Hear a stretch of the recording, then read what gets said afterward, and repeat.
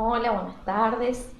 Les doy la bienvenida a todos quienes están participando hoy en este vivo.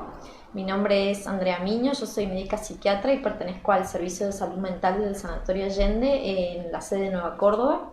Y hoy la temática que les traigo para presentar es cómo reconocer un ataque de pánico y qué hacer cuando este se presenta.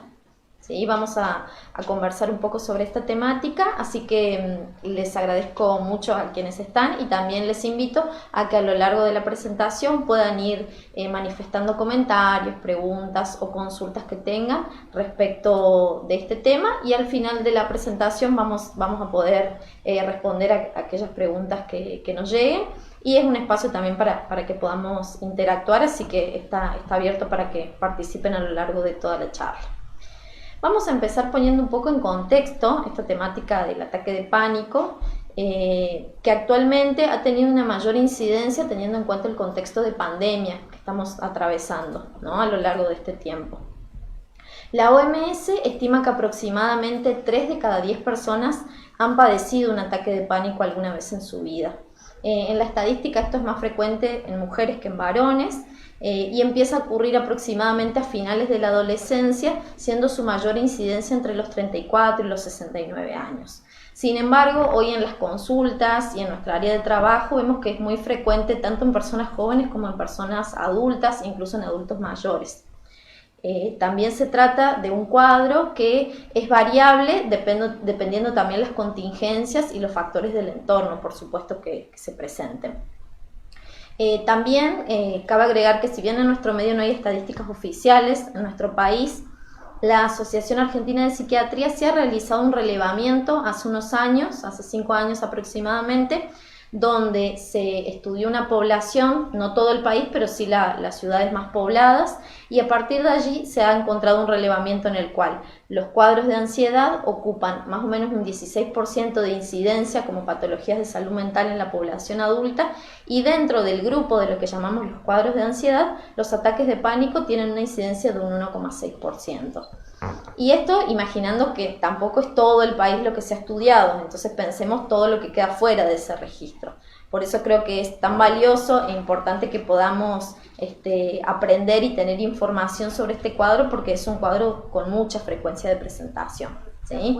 Para definir lo que es un ataque de pánico, vamos a decir que se trata de un cuadro episódico y que ocurre de forma súbita, es decir, que no siempre van a haber en el contexto situaciones que lo estén desencadenando y que no siempre vamos a sentir ninguna sintomatología previa, ¿sí?, a eso.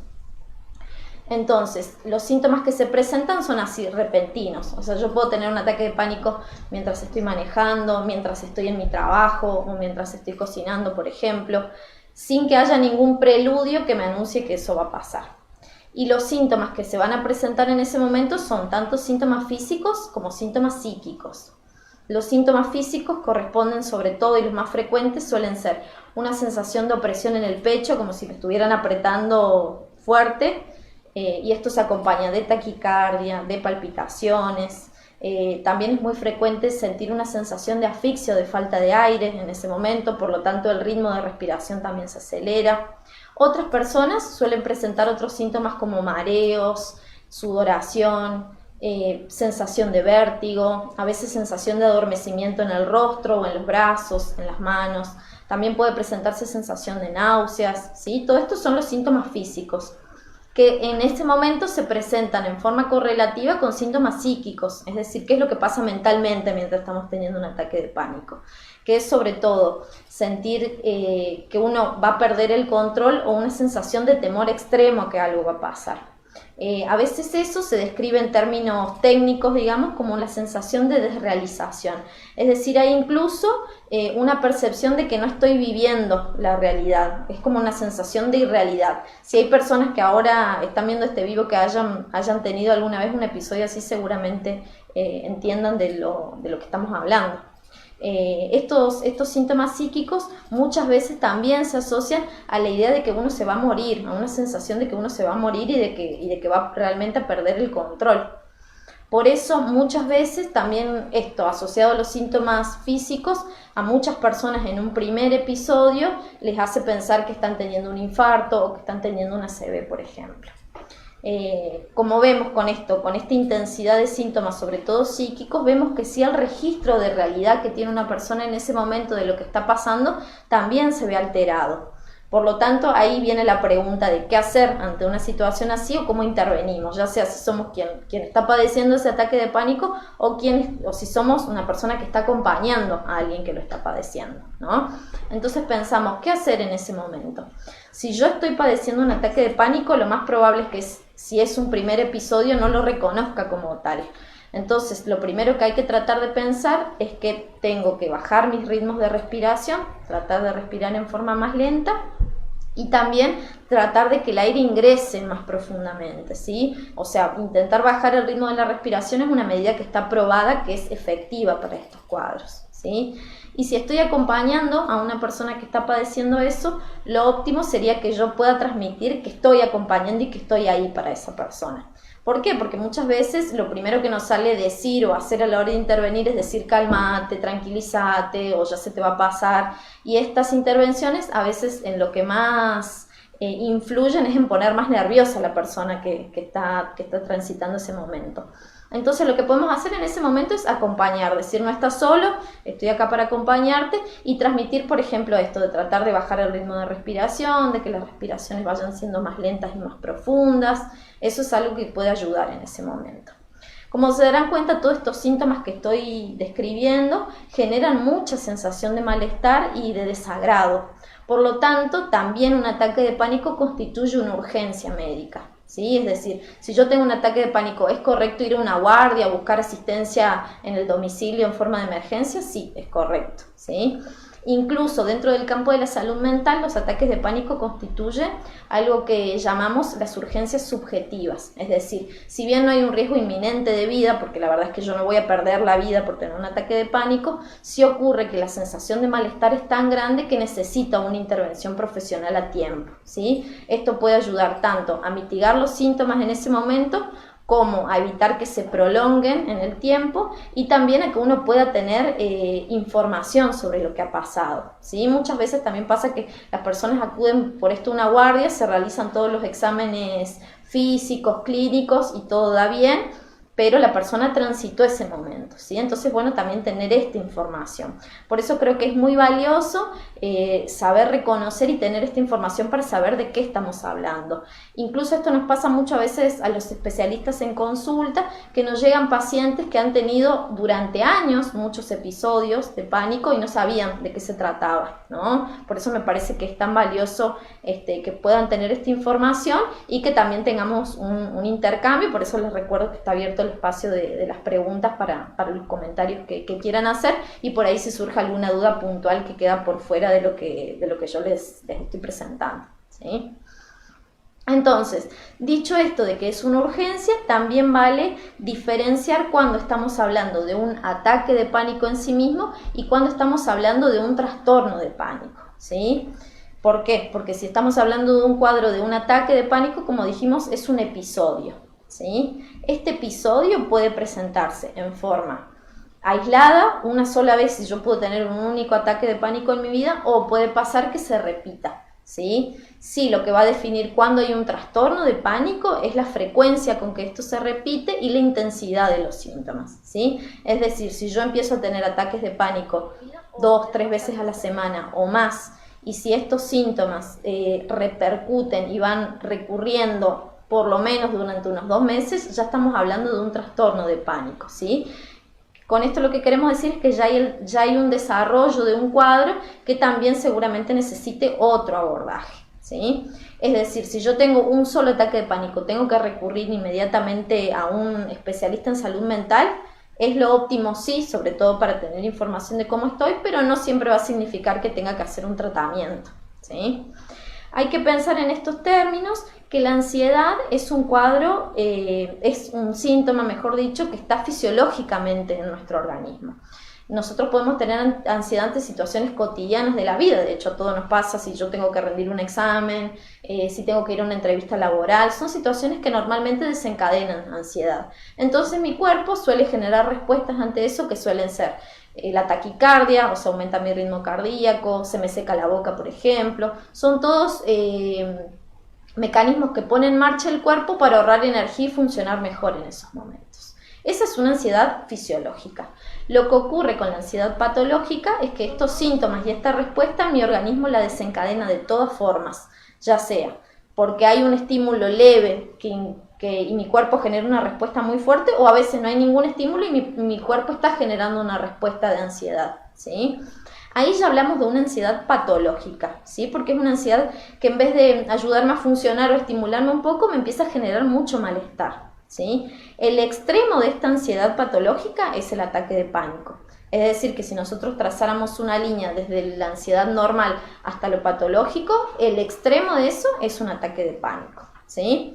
Esto porque lo traigo también para que podamos diferenciar lo que es un ataque de pánico de lo que es una crisis de ansiedad, ¿sí? Que es otro cuadro que suele ser a veces muy denominado indistintamente, a veces por las personas, y que también está bueno tener información para saber qué es lo que me está pasando, ¿no? Entonces, en las crisis de ansiedad, la diferencia, sobre todo con un ataque de pánico, es que los síntomas son más leves, ¿sí? No tienen la gravedad y la intensidad de un ataque de pánico. No llego a esta sensación de que me voy a volver loco o sensación de que me voy a morir como ocurre en un ataque de pánico, sino que puede aparecer mucha sintomatología, tanto física como psíquica, pero más leve. Y generalmente las crisis de ansiedad sí se asocian a diversos estímulos o pueden tener desencadenantes del contexto y del entorno cotidiano, ¿sí? A diferencia del ataque de pánico, que como dijimos ocurre así repentinamente sin que nada ocurra antes, ¿sí? Sin que nada nos dé un aviso de eso. Esa sobre todo es la diferencia entre un ataque de pánico y una crisis de ansiedad, ¿sí? Tanto, como dijimos, los ataques de pánico como las crisis de ansiedad pueden tener cierta periodicidad o prolongarse en el tiempo y es lo que nos va a hacer definir o no si es un trastorno, ¿sí? A su vez, otro cuadro del que es común también que se presente y que es importante poder diferenciar un ataque de pánico es del trastorno de ansiedad, ¿sí? El trastorno de ansiedad, a diferencia del ataque de pánico, hablamos de un cuadro donde ya la ansiedad es permanente y repercute en diferentes aspectos de la vida de una persona, en lo laboral, en lo personal, ¿sí? Que bueno, también está esta charla disponible si la quieren ver y quien no la ha visto a tiempo sobre los trastornos de ansiedad, ¿sí? Pero esas son sobre todo las diferencias principales que deberíamos tener en cuenta a la hora de identificarlos, ¿sí? Entonces, la consulta con un profesional mental ante una situación de presentar un ataque de pánico es lo óptimo para poder hacer un diagnóstico de la situación y tratar de identificar cuáles son los desencadenantes que tienen que ver con estos episodios, ¿sí? Como les dije, puede ser que tengamos un episodio aislado y que eso no se vuelva a repetir, pero puede pasar que a veces un episodio vuelva a ocurrir. Incluso lo que pasa muchas veces es en las personas que tuvieron un primer episodio de pánico, es el temor a experimentar otro episodio, ¿no? Eso está permanentemente. Incluso cada vez que el episodio vuelve a pasar, muchas veces los síntomas son más intensos y muchas veces duran más. Por lo tanto, empieza a aumentar este temor que ya genera cierta ansiedad ante el desempeño habitual, porque me genera ansiedad el miedo a tener un nuevo ataque de pánico. Entonces, es importante, por eso digo, un abordaje en salud mental para hacer un diagnóstico situacional y bueno, poder evaluar cómo seguir. Cuando hay un cuadro de trastorno de pánico, generalmente sí es necesario un tratamiento con profesionales de salud mental. En este caso, los tratamientos que tienen más eficacia comprobada son los tratamientos que van acompañados de una psicoterapia, es decir, de una asistencia psicológica, y de un acompañamiento psicofarmacológico, es decir, con el uso de fármacos para tratar los síntomas, ¿sí? Y reitero, esto no es siempre, sino que ocurre algunas veces, dependiendo la intensidad y la duración del cuadro en el tiempo, ¿sí? Cuánto tiempo esto va sosteniéndose o no en la vida de cada persona, ¿sí? También puede ocurrir que a veces los ataques de pánico son síntomas aislados de otro tipo de cuadros, ¿sí? Que tengan que ver con este campo o esta familia que yo les mencionaba de los cuadros de ansiedad en general, ¿sí? Es decir, que para hacer un repaso simple, el ataque de pánico constituye una urgencia, es una urgencia médica, por lo tanto es correcto o asistir a una guardia si yo presenté un ataque de pánico o solicitar una asistencia en domicilio ante una emergencia. Y lo que puedo hacer en esos momentos, si estoy padeciendo un ataque de pánico o acompañando a alguien, es esto, sobre todo reforzar sobre bajar el ritmo de respiración, tratar de respirar más profundo, que es una técnica que en el momento está comprobado que existe.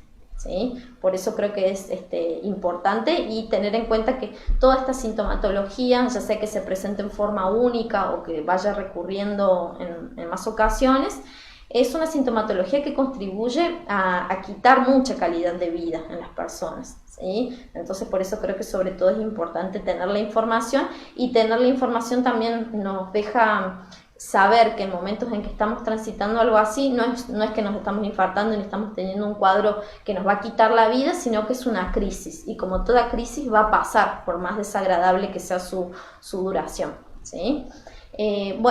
Eso sería en general la temática que hoy tratamos, así que ahora le vamos a dar lugar a algunas preguntas que estuvieron realizando. Vamos a ver y vamos a ir respondiendo eso. Bueno, voy a leer esta preguntita que llegó: si los mareos tienen relación con el pánico y con la ansiedad, ¿sí?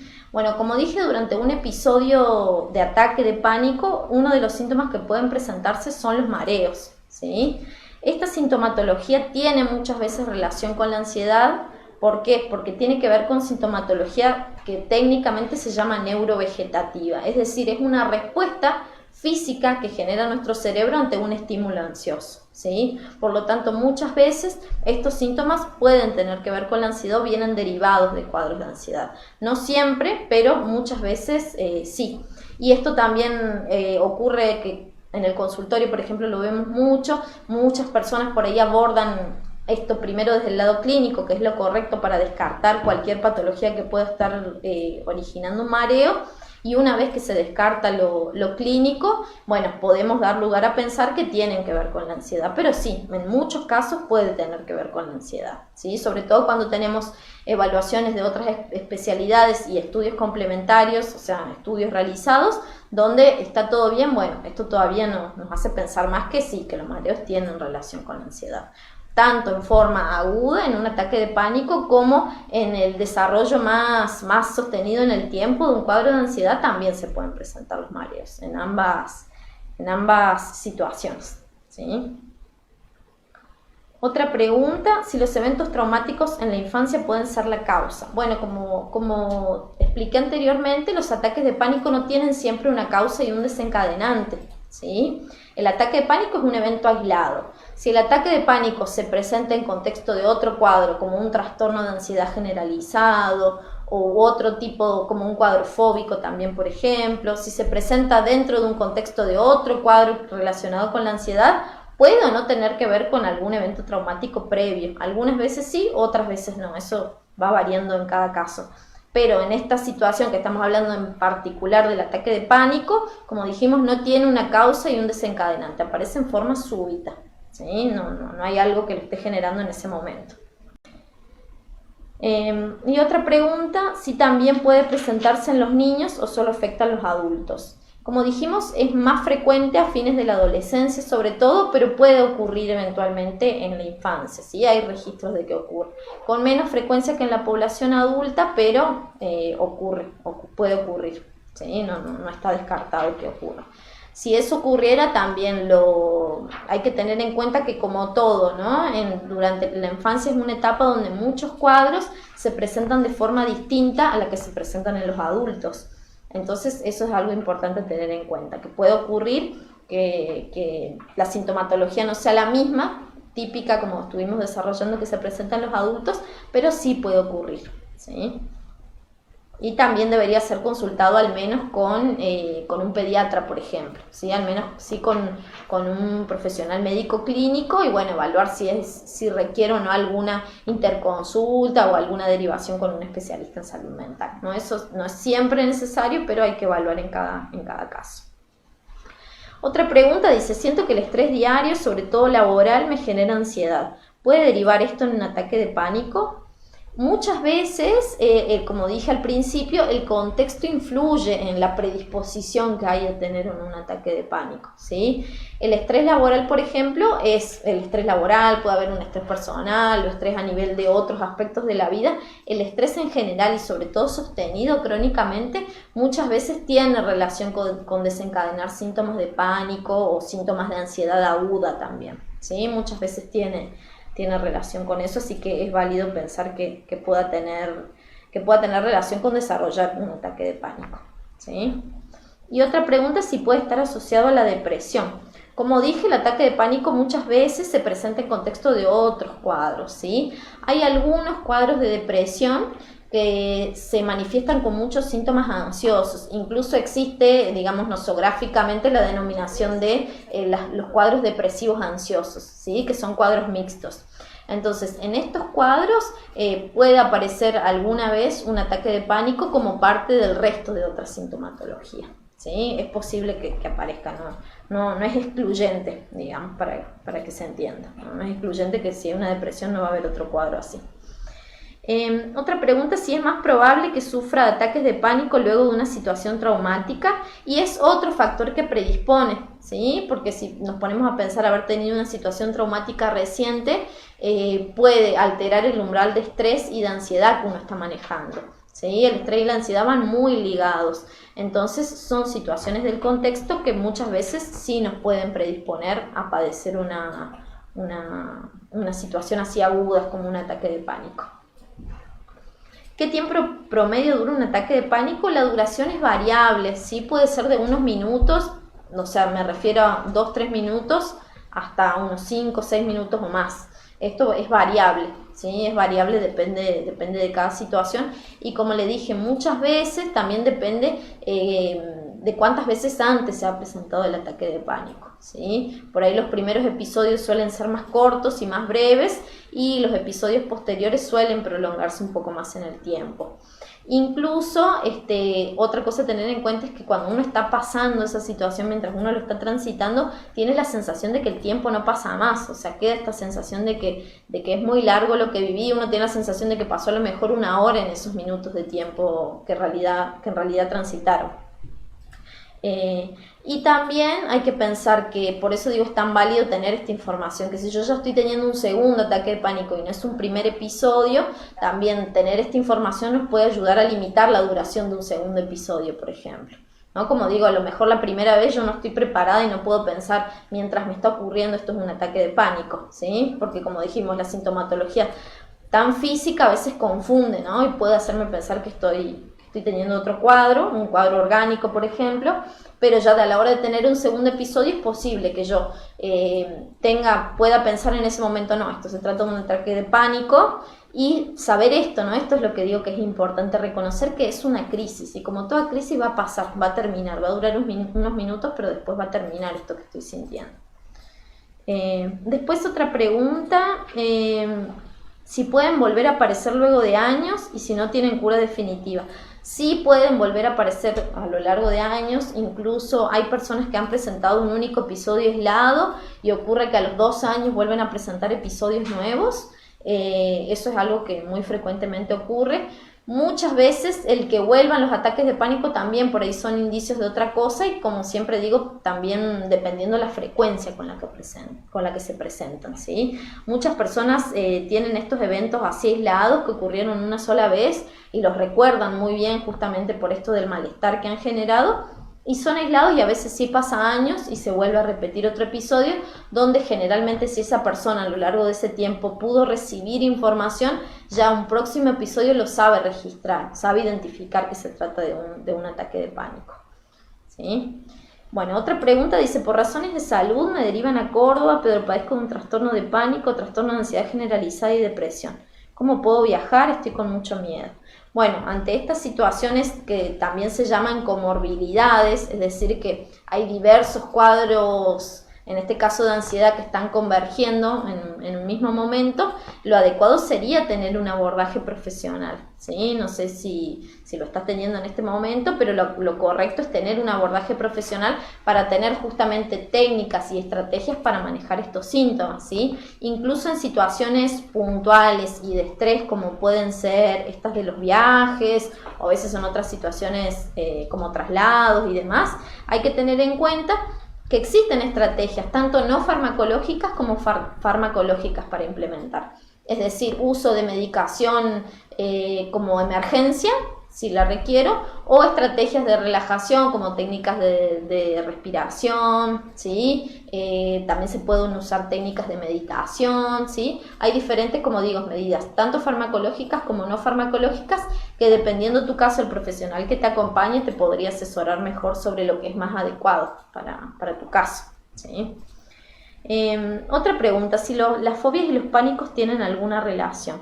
Tienen una relación en esto que yo decía que al principio, que estamos hablando de una familia de cuadros, digamos, cuando hablamos de los trastornos de ansiedad, ¿sí? Y dentro de esta gran familia o gran grupo hay diferentes cuadros. Están los trastornos de ansiedad generalizada, están los trastornos de pánico, están las fobias también dentro de ese cuadro. Las fobias son cuadros que pertenecen a lo que se llama el espectro de los cuadros de ansiedad, y pueden tener relación a veces o no con un ataque de pánico. La diferencia es que con las fobias hay un evento o hay muchas veces un objeto o una situación del contexto que es la que está generando la ansiedad, ¿sí? Esa es la diferencia con la fobia.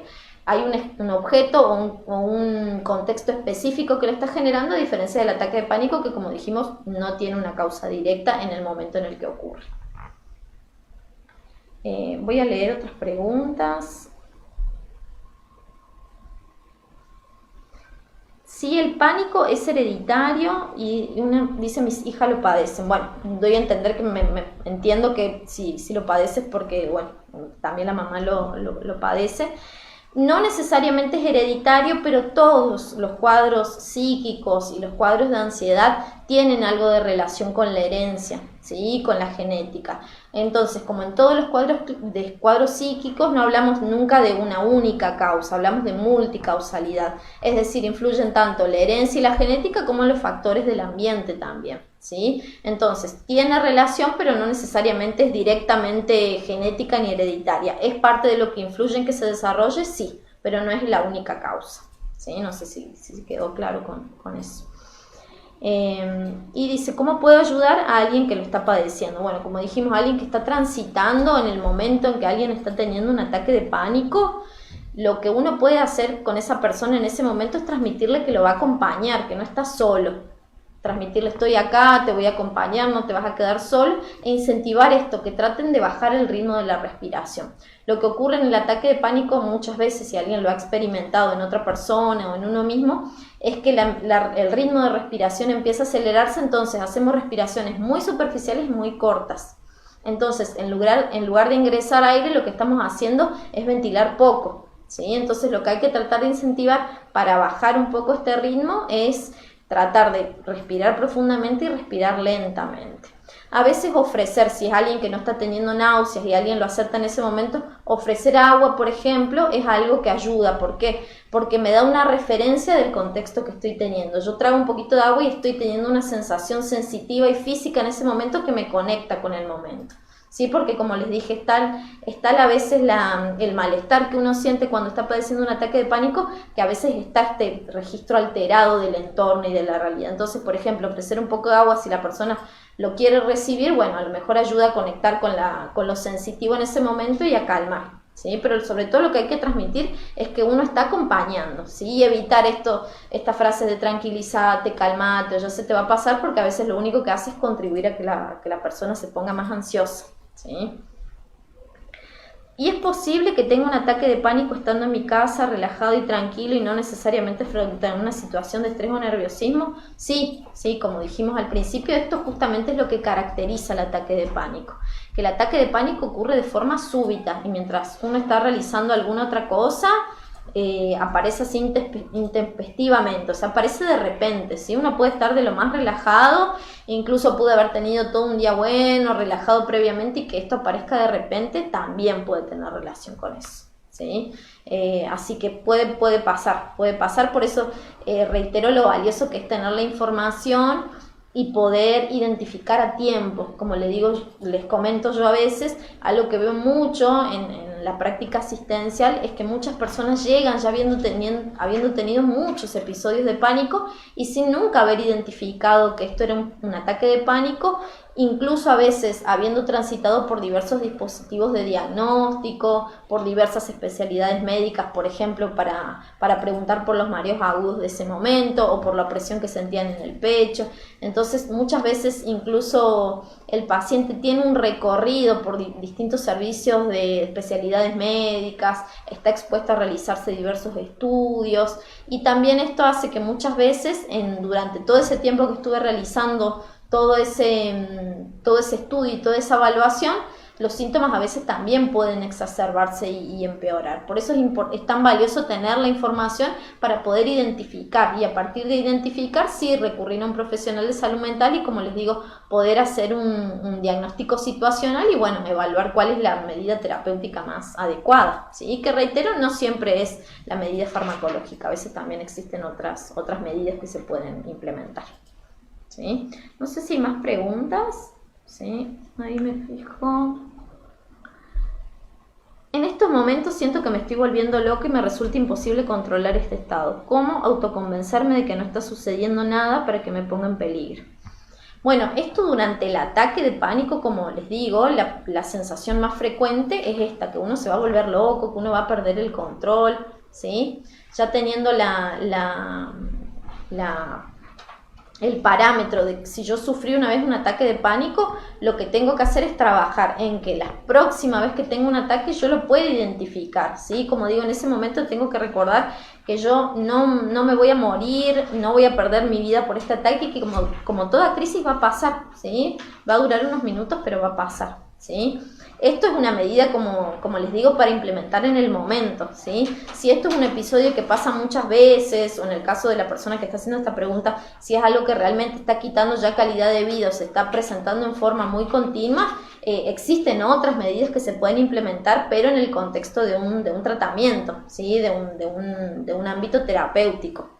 ¿Sí? Esto que yo digo de pensar en que es una crisis, bueno, que va a pasar, es para el momento en que está ocurriendo, ¿sí? O sea, el momento preciso en que ocurre, ahí pensar esto. Para el largo plazo y el mediano plazo sí hay otras estrategias y otras medidas que se pueden implementar para poder sentirse mejor, ¿sí? Y a veces lograr un control total de esto, lograr que los ataques realmente remitan, si estamos hablando de un trastorno de pánico, es decir, si los ataques se están presentando con mucha frecuencia, para esos casos es algo que se puede remitir. Los ataques de pánico pueden remitir con un abordaje adecuado, pero como todo cuadro psíquico llevan un tiempo, ¿sí? Abordarlos terapéuticamente lleva un tiempo, no es algo que va a ocurrir de un día para el otro, ni en pocas semanas de un tratamiento, sino que lleva un tiempo abordarlo, ¿sí? Pueden remitir totalmente, sí, pero con un trabajo terapéutico, ¿sí? Con un abordaje de tratamiento. Y la última pregunta que vamos a desarrollar dice: ¿cómo el encierro durante la pandemia? Siento que mis ataques de pánico aumentaron y aún no se me pasa el miedo a salir a la calle. ¿Qué puedo hacer?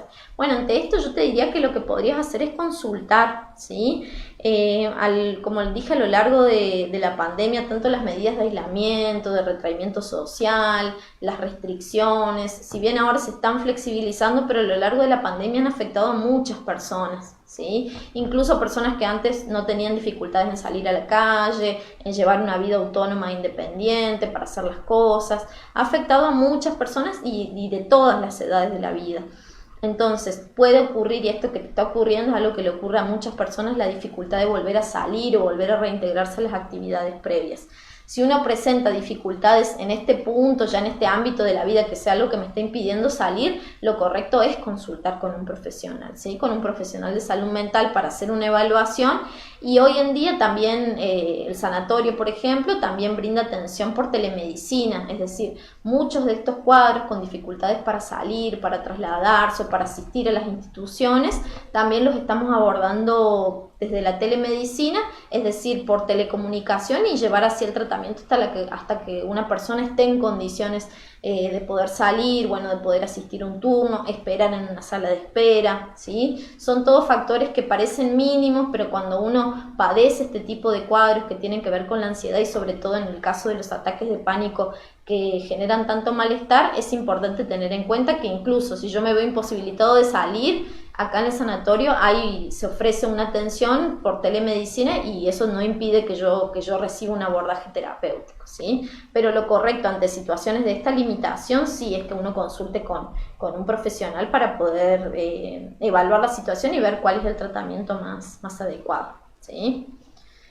Bueno, creo que se han respondido la mayoría de las preguntas. Espero haber sido clara, que les haya sido útil esta información.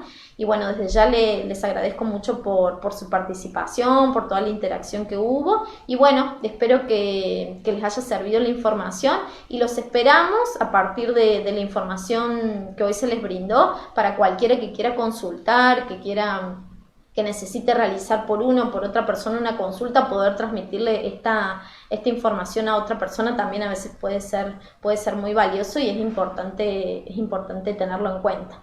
Así que bueno, muchas gracias por su participación y nos vemos en otra presentación que ocurra del sanatorio. Gracias.